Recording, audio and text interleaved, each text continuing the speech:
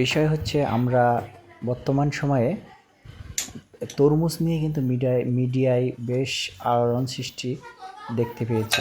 তো এই তরমুজ কিভাবে বাড়িতে এনে জুস করে খেতে হয়, তরমুজের জুস কিন্তু অনেক মজাদার, আপনারা চাইলেও খেতে পারেন।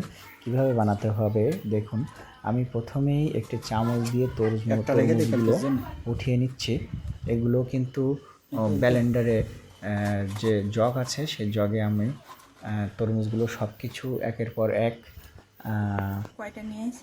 সুন্দরভাবে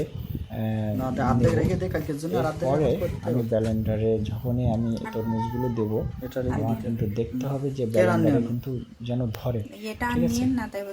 পর্যাপ্ত পরিমাণ হয়ে গেলে কিন্তু এই জুসটা আবার ওভার করে চলে আসবে। এরপরে যখন আমার সবগুলো তরমুজ সেখান থেকে উঠিয়ে নিলাম, এরপরে আমি ছোট্ট করে যে চিনি আছে একটু করে কিন্তু চিনি দিতে হবে। হ্যাঁ, চিনি না দিলে কিন্তু আসলে ততটা মিষ্টি হবে না, কারণ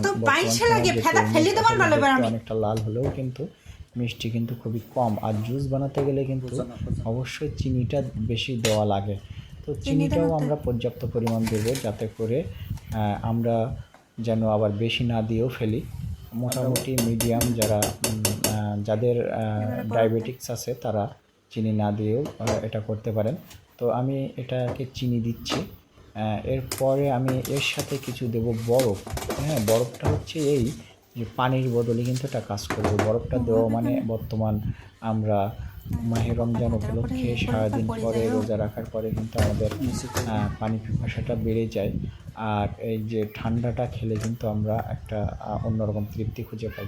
তো আমি এখানে কয়েক টুকরা বরফ দিয়ে নিচ্ছি, যার কারণে ঠান্ডা উপভোগ করবো।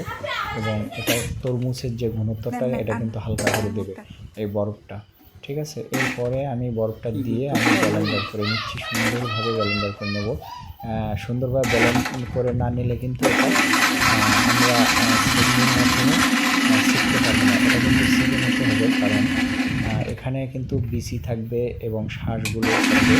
তো আমি ব্লেন্ড করে নিচ্ছি যাতে কোনো থাকতেই পারে, কারণ যখন ব্লেন্ড যখন করবেন তখন কিন্তু একেবারেই ফিনিশ হবে, ঠিক আছে। তো আমি ব্লেন্ড করে নিচ্ছি। এরপরে আমি সুন্দরভাবে ব্লেন্ড করে নেওয়ার পরে আমি একটি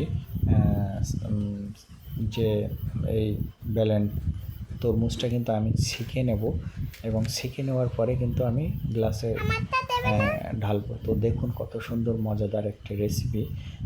আমি কিন্তু নিজ হাতেই বানালাম এটা কিন্তু খেতেও যেমন চমৎকার তেমন দেখতেও কিন্তু অনেক সুন্দর। তো যারা এই রমজান মাসে রোজা রাখেন তারা আপনারা একবার তরমুজের এই যে জুস খেতে পারেন, এটা কিন্তু অনেক সুন্দর।